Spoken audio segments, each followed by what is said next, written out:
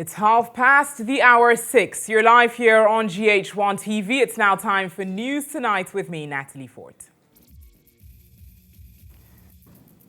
The top stories this evening. Management of Rock City Hotel have withdrawn from SSNIT Hotel sale bid, citing undue negativity after organized labor declared nationwide strike effective July 15.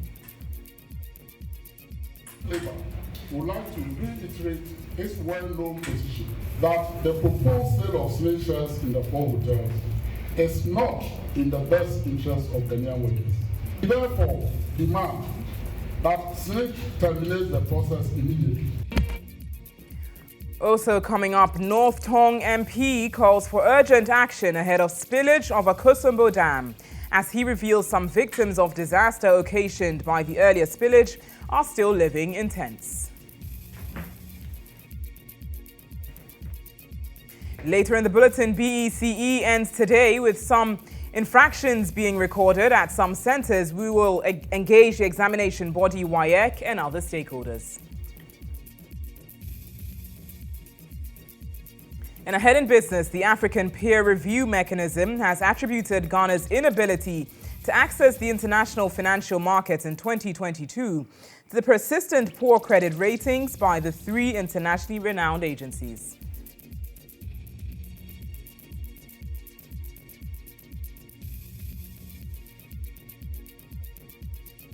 We've got the details of these stories and much more news here on News Tonight.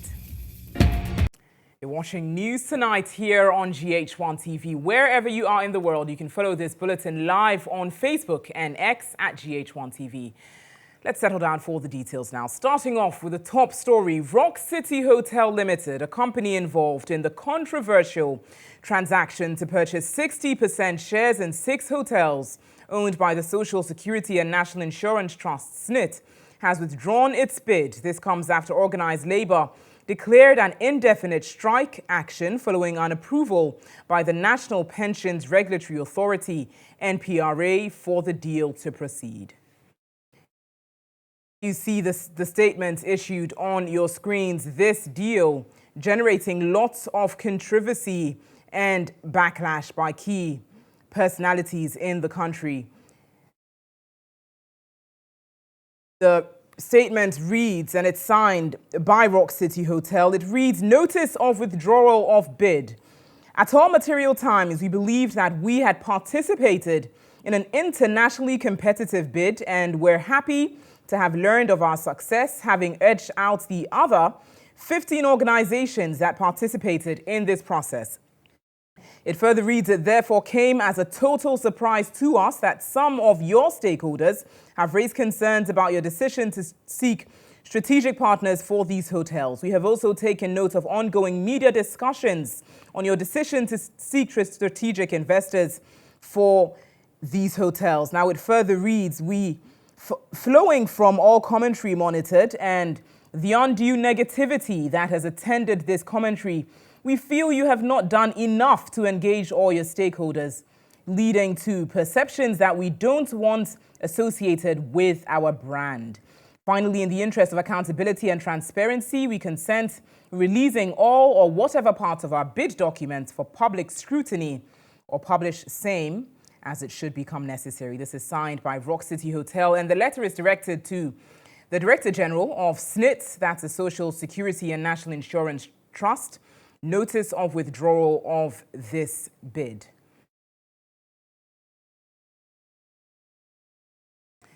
I will certainly bring you more on this development subsequently. We've had varied reactions to this, and Samuel Okudzeto Ablakwa, MP for North Tongu, has specifically noted that in his view, Rock City's withdrawal of this bid to buy these hotels is not enough. Well, more on that subsequently. Meanwhile, organized labor has announced effective July 15, it will embark on an industrial strike to protest the proposed sale of a 60% stake in 4 hotels owned by SSNIT to Rock City Hotel Limited. Now, this was announced earlier at a press conference by Secretary General of the Trade Union Congress, Dr. Anthony Yauba. We have followed the developments on the proposed sale of 60% of SSNIT's stake in 4 hotels with very keen interest, especially after organized labor leaders met with the President of the Republic on this matter on the 25th of June 2024 at the Jubilee House. Yesterday, 11th of July 2024, the Honorable Minister for Employment and Labor Relations, who is also responsible for pensions, made a statement in Parliament that MPRA have approved the sale of 60% of SSNIT shares in the hotels. We recall that on the 28th of June 2024, the board of MPRA issued a directive to SSNIT to suspend the negotiations with Rock City Hotel Limited. We therefore find it extremely difficult to understand how and why MPRA will turn around to approve such a flawed deal 2 weeks after the directive. Organized labor would like to reiterate its well-known position that the proposed sale of SSNIT shares in the 4 hotels is not in the best interest of Ghanaian workers. We therefore demand that SSNIT terminates the process immediately. From Monday, 15th of July 2024, all workers in Ghana must not go to work until SSNIT publicly announces the termination of the process for the sale of its shares in the hotel. But President of the Ghana Registered Nurses and Midwives Association, Perpetual Ofori Ampofo, says that they will not condone any attempts to sell these hotels to any entity on a silver platter, despite views that the hotels are not yielding positive returns. It's not just about a hotel being sold. Look, SSNIT until 2010 had been the sole entity in charge of our pensions. With the pension reforms, we had other players like the private sector coming in with the second tier and the regulations for the third tier, which is voluntary. Now, SSNIT is still in charge of first tier pensions. And when I retire, my monthly pension is going to be paid by SSNIT with the current systems in place. Some of us even didn't know before this whole hula balloon that our monies that have been with SSNIT all these years have been used in building these hotels. We knew of their existence, but we did not know that they were owned by SSNIT. We know of some buildings or entities within Ghana that belongs to SSNIT. And there have been questions in the past as to how productive these investments have been. If SSNIT is selling of these hotels and is saying that it is because these hotels are operating at losses, they are not making any good returns, and we, considering and knowing that it's our monies that have gone into the building of these hotels, you don't think we have a say in the sale? Turn to the developing story shortly concerning Rock City Hotel. But in some more news this evening, Member of Parliament for North Tongu, Samuel Okudzeto Ablakwa, has cautioned another spillage of the Akosombo Dam without resettlement of the victims of the first spillage will be catastrophic, since many are still living in tents. The Volta River Authority has announced a community engagement ahead of a controlled spillage in the coming days. Speaking during the presentation of the business statement for next week on the floor of Parliament, Samuel Okudzeto Ablakwa revealed the exercise is scheduled for August 1 per his checks at the VRA. The lawmaker questioned why the parliamentary probe instituted by the Speaker, Alban Sumana Kingsford Bagwen, has not been done for lessons to inform the next spillage. Mr. Speaker, it's with a heavy heart that I remind you and this House that it's been 10 good months since the September 15 spillage, which unleashed untold disaster, devastation. More than 60,000 people were displaced. In my constituency, more than 12,000 people. 10 months, we filed a motion. The Speaker assured us that there will be a committee of inquiry so that, most importantly, we learn lessons. MP for Forikrom Dr. Emmanuel Mafo demanded the sector minister to appear before Parliament over the development.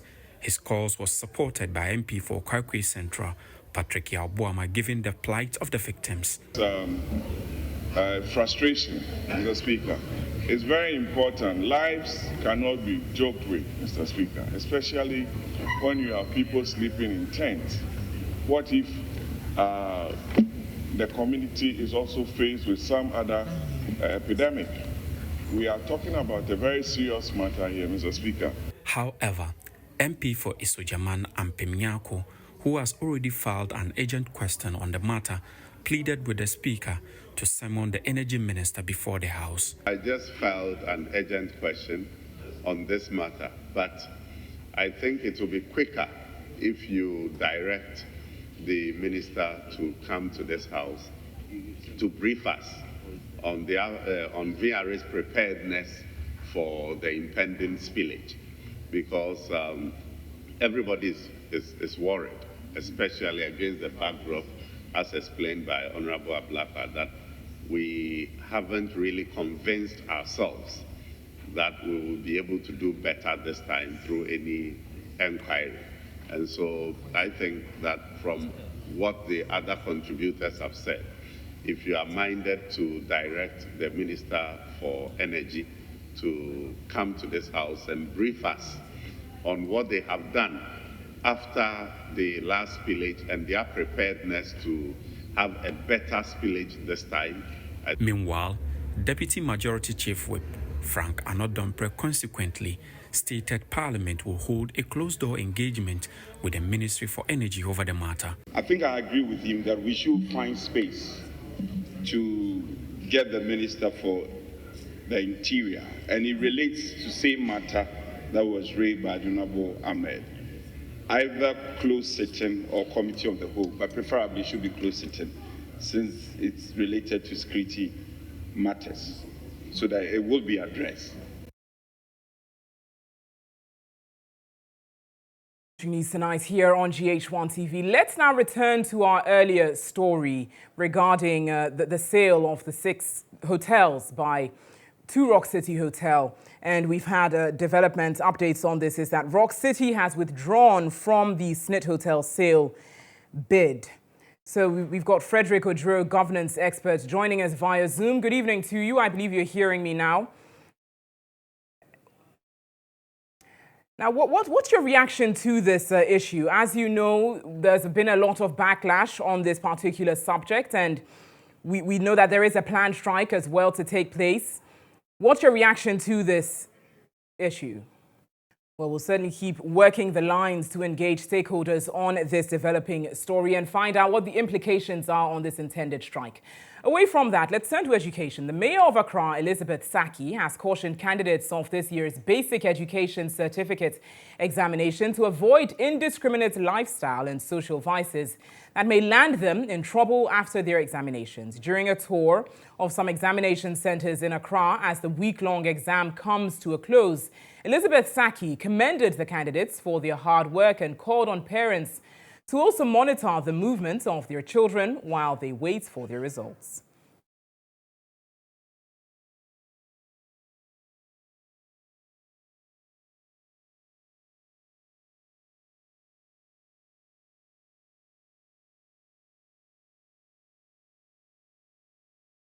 Well, let's now engage via Zoom Peter Antipate on this issue. Good evening to you, sir. Thank you for joining us here on News Tonight. Now, this is the concluding day of BECE within the country.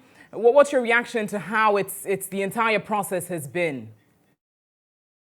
Thank you very much, and good evening to your viewers. I think it's been a successful exercise. Of course, we know that this is the first batch of students that are writing the Common Core program for BECE, and the expectations were that they will be able to go through the exercise with minimal incidents. Of course, we know that definitely an examination of this level would have 1 or 2 hitches here and there. Right. But interestingly, this year we have seen considerable improvement, although there were 1 or 2 incidents recorded. Very well. And you say that generally it's been a smooth process. Well, we do know that earlier in the week we had some incidents of malpractice. It led to the arrest of some invigilators, about 18 of them across various regions in the country. How do you react to that particular issue and how it mars the entire process? Yes, quite an unfortunate incident. But if you just oppose that with what we were experiencing previously, you would agree with me that is a reduction in the number of incidences. So of course, it is not advisable for any teacher to engage himself in this exercise in that direction, because you are supposed to prepare the candidate for the exams, and especially at this stage that the student's life does not technically come to an end after writing this BECE, except that if he or she gets a 9 in English or maths, the student will definitely be placed. You have to allow the student to work with his own capability and ability to be able to know where his performances, and that is what we wish that every teacher would do. Unfortunately, we didn't get that, and some teachers found themselves in that light. I have said that these teachers should, apart from the investigation and other things that WAEC is doing, WAEC should officially report these teachers to the National Teaching Council for them to also take actions on this behavior, which constitutes professional misconduct. Right. Now, in rounding up, during the period up until students receive their results, what are you expecting really from stakeholders in terms of how things are conducted up until that time? Well, we are expecting that WAEC will work around the clock and release the results in time as the students also prepare to enter secondary education. I'm thinking that we should get to a system whereby the 2-3 months that students are waiting, there could be an avenue for students to also engage in the additional training whilst they wait for their results. I'm thinking that we, as a country, should be thinking around that students should not just be left alone for 3 months, walking about doing things that are not profitable to them, but we can institute certain short time training, skills development programs for these kids whilst they wait for their results. And I'm hoping that WAEC will expedite action on this, and definitely when school, the new academic year begins in somewhere September, October, these kids will be ready to go to school. Peter Party, Executive Director of IFES, thank you so much for sharing your thoughts on this issue with us here on News Tonight.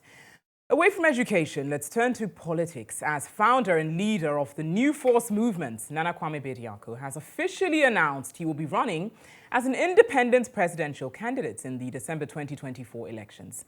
This comes after the movement's inability to secure the necessary documentation to participate in the elections as a political organization, and accuses the Electoral Commission for undue delay in the registration process.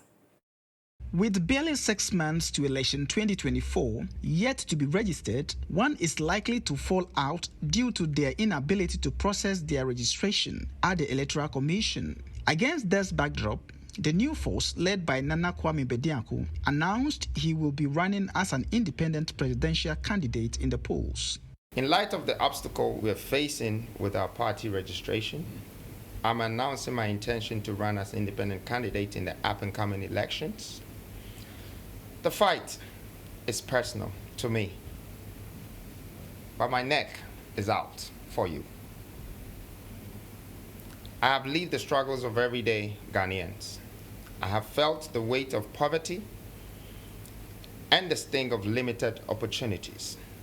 This is not just a campaign.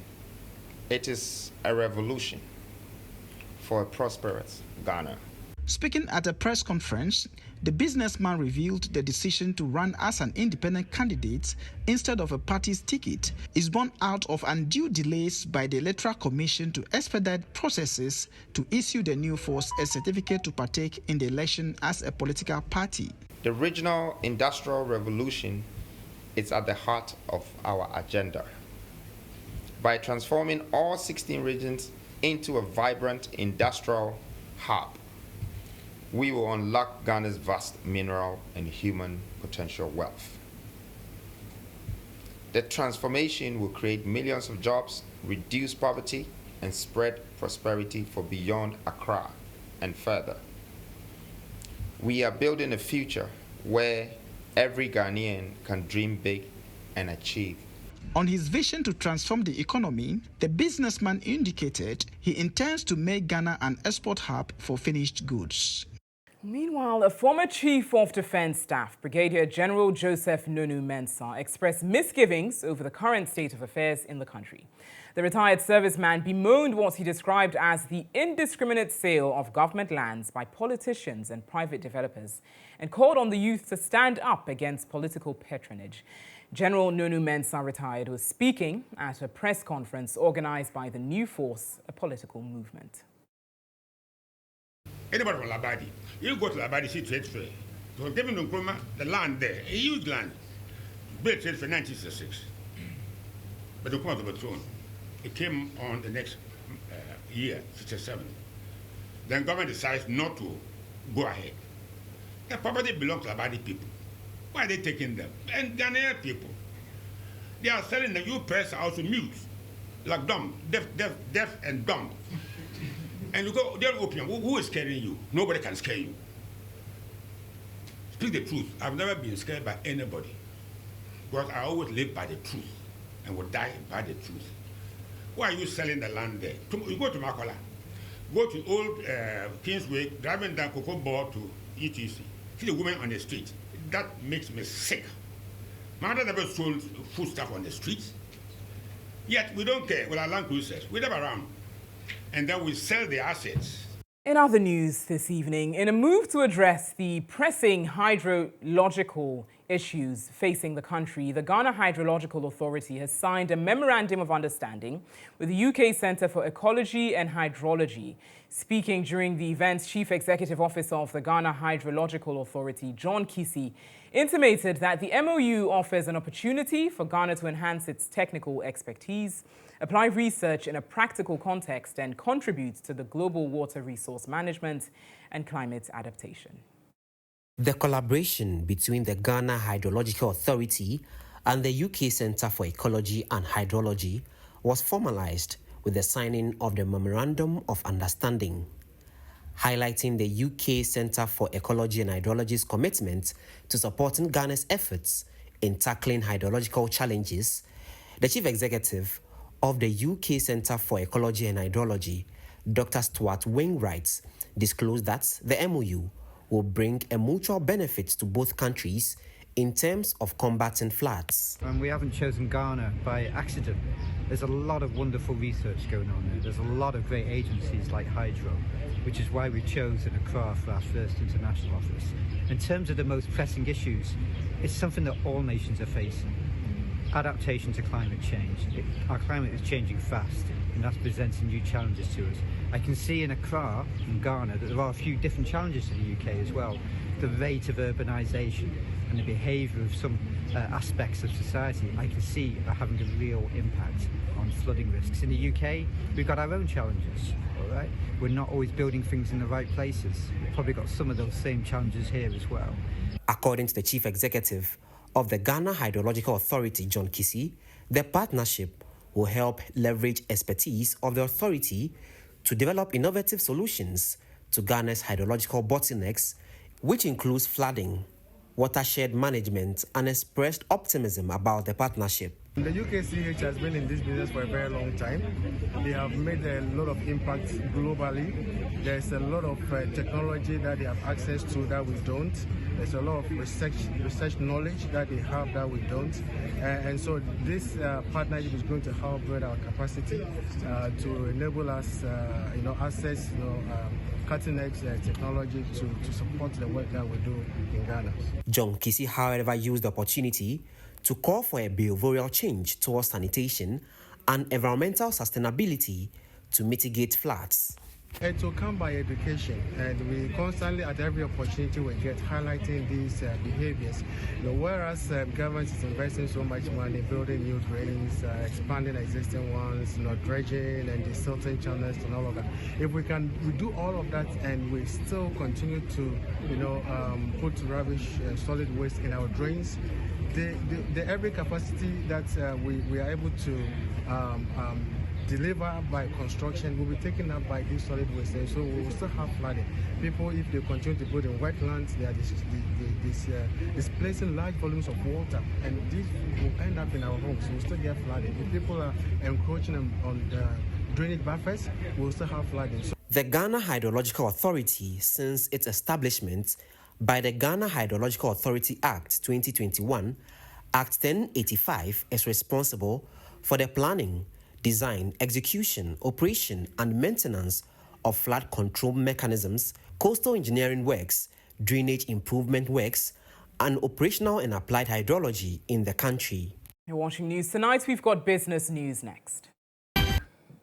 Welcome back to News Tonight here on GHOne TV. In business news this evening, the African Peer Review Mechanism, APRM, has attributed Ghana's inability to access the international financial markets in 2022 to the persistent poor credit ratings by the three internationally renowned rating agencies, S&P Global, Fitch Ratings, and Moody's, over the years.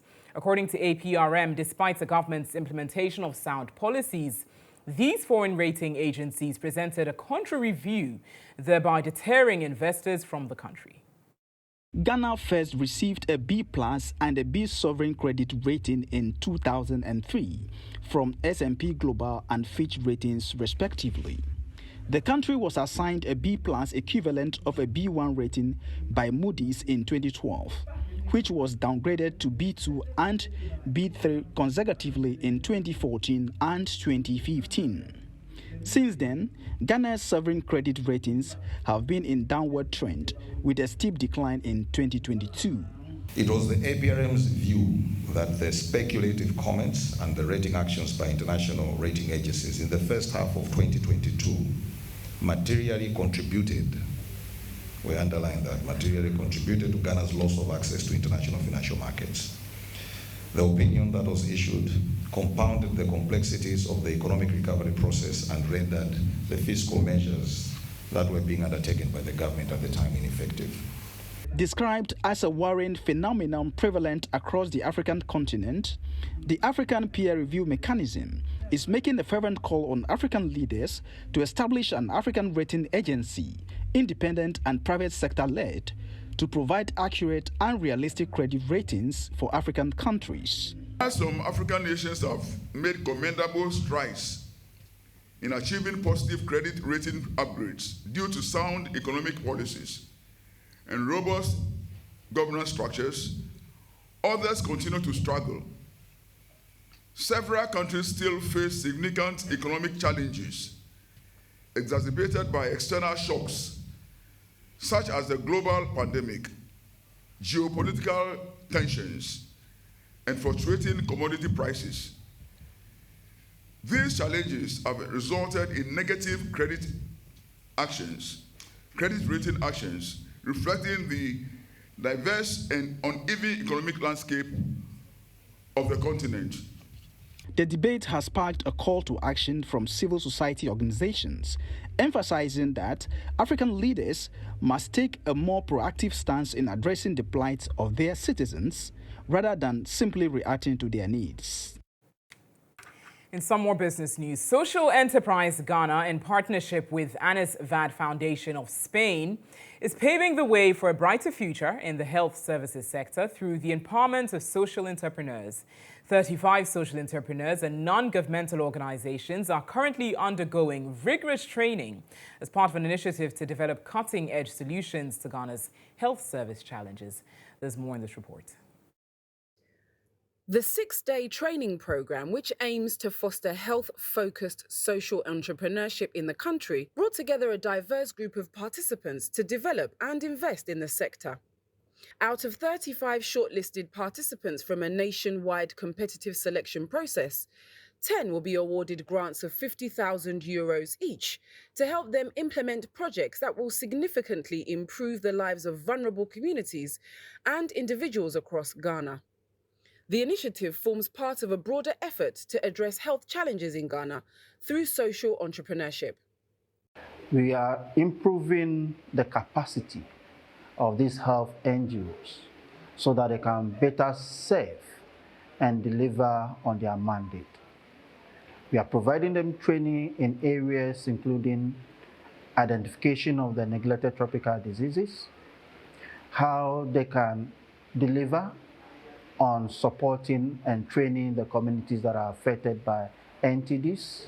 Country focal person for Anisvad Foundation, Mahama Nantogma Ziblim, said the expertise and guidance for participants is crucial in equipping them with the skills and knowledge needed to make a lasting impact. It is important that people take this seriously because the training is quite innovative, and this is the first time that a model has been developed in Ghana to be able to support social enterprises in the health sector. And so the certificate that people will get from here will help them not just to receive funding from Anisvad, but will also help them in applying to other enterprises that can be able to support them address this area. Some participants shared their experiences and expectations for the program, highlighting the potential for significant change in their communities. Our expectation is that we will be able to understand the concept of social enterprise, the different models of social enterprises, and even the simulation session that will help us to see social enterprises really at work. Because as a non-profit organization, one of our challenges has been attracting resources and secure funding to do our project and sustain the impact of our work. People need to get the knowledge. If you don't have the knowledge, you cannot do anything. And so after this training, we would also organize sort of step-down training for our staff and even our population to give them more skills in whatever they are doing. By investing in those innovators, Anisvad Foundation and Social Enterprise Ghana are contributing to a healthier, more resilient society. That's all the business news we've got for you this evening. Sports news is next. In sports this evening, work has begun at the Esipong Sports Stadium as the roofing over the stadium takes shape. The Esipong Sports Stadium has been in a deplorable state for some years now. The stadium was built for the 2008 Africa Cup of Nations hosted by Ghana. There were claims years back by the finance minister, then Ken Ofori-Atta, that repair works were at 90% completion. But later checks revealed nothing was going on there to restore the stadium to its former glory. A social media video today revealed renovation works had started on the stadium, with the roofing being fixed. Empire FM's Maxwell Donko has paid a visit to the facility and filed this report. Currently, I can confirm that there are some renovation works ongoing. As things stands now, I can see contractors on the field now. I can see workers on the field working on the roofing. As things stands now, reports suggest that, or my confirmation tells me that they started work here at the stadium in less than 2 weeks. And the roofing, I can confidently say that it is about, let me say, 20% or 30% complete as things stands now. But I can say that the workers are seriously on the site, actively working on it. However, other matters or other components related to that of the stadium is an eyesore. For example, you look at the grass, the whole place is grown, full of grass, and the stadium looks to be in a very, very deplorable state as things stands now.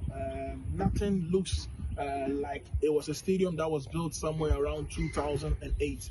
As a matter of fact, I tried my best to speak to powers that be at the stadium, but to find out to enter the stadium to really have more details as to the condition of this particular stadium relative to the washroom and other, matters arising as far as this stadium is concerned. But powers that be declined my request. I was being told that because of one or two reasons, they cannot allow me to enter the stadium and have a full coverage or have a full reportage as far as the Esipong Stadium is concerned. But the information that I am gathering I can confidently say that work is really ongoing here at the Esipong Stadium, and there are workers on the site working, but it's far from complete. If I'm going to give my honest assessment of this particular edifice, I will rank it maybe not more than 20 or 10%. It's just at the early stages of the renovation. I wanted to really find out if indeed it is not just going to end with roofing. But if it is the whole stadium in general that is going to be renovated, that is what I really wanted to find out, whether they are going, as they have started with the roofing, later they will end up with the bathroom or the whole stadium, the pitches, the dressing rooms. I wanted to find out because this stadium has been in a deplorable state for quite a long time. It's a good indication that they have started works though, but so far, this is how far I can report relative to this particular matter. It is true that work has begun here at the GHOne Stadium. Workers are on the pitch working on the roofing, but the stadium in general is in a deplorable state. My name is Maxwell Donko from Empire FM Sports, reporting for GHOne TV. That's all the sports this evening. Entertainment news is next. On GHOne tonight, in case you missed any of the entertainment stories this week, here is a recap of the stories that made the headlines within the week, put together by our entertainment desk. Just when Ghanaians were recovering from the Chef Smith cookathon saga, Ghanaians had to relive it all again after Chef Smith sat in a Teletour interview with media personality Sewa Amihie, where he unraveled the rationale, the process and the end game of his well-curated scam, served to Ghanaians on a rather cold platter. I don't deserve to live, but I say, go pay baby a bit, and then be then and it has landed me this way. I am sorry, and I beg the entire nation.